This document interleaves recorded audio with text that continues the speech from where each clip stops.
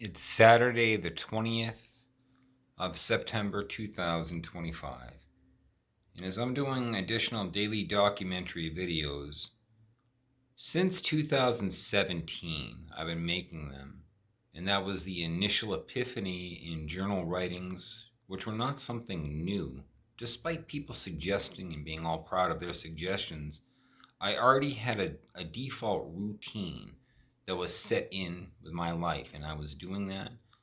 So I was set to live disciplined in routine, already set.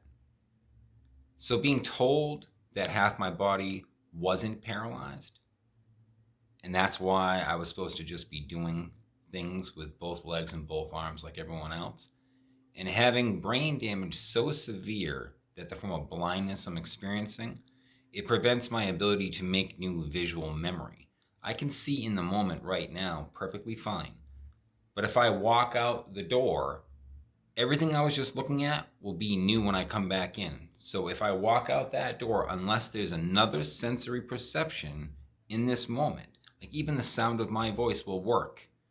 If I walk out that door and someone asks me in the hallway what's on the table, I'll be able to tell them it's my keys and cigarettes and lighter. I'll have enough time.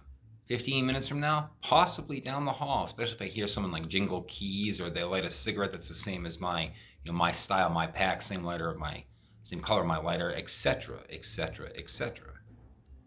But as soon as I go to bed tonight or take a nap later on, it's gone. There is no medical possibility because of the severed nerves in the right hemisphere of my brain. And I don't know the specific regions, but it's the upper right side and the frontal end of the lobe that were damaged so severely. So the form of cognitive blindness that I have is the inability to make new long-term visual memory.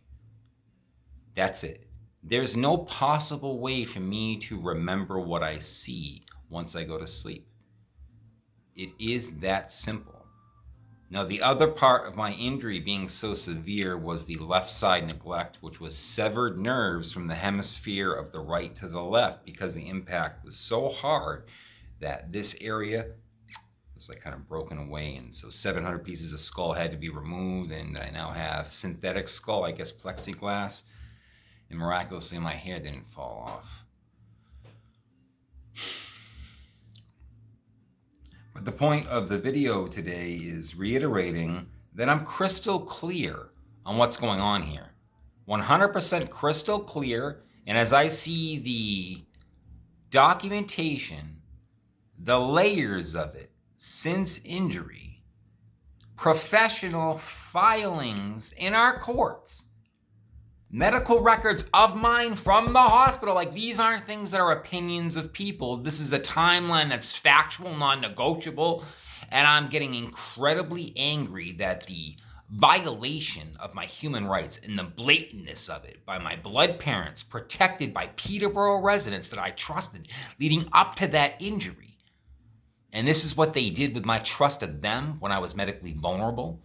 The level of violation to my human rights is not something that can be described accurately. So instead, the daily videos are the reminder of this is what's really happening versus what they're going to spit all over the paperwork they pass around in culture for the psychopathy tomorrow and the mental fuckery buffet they'll serve.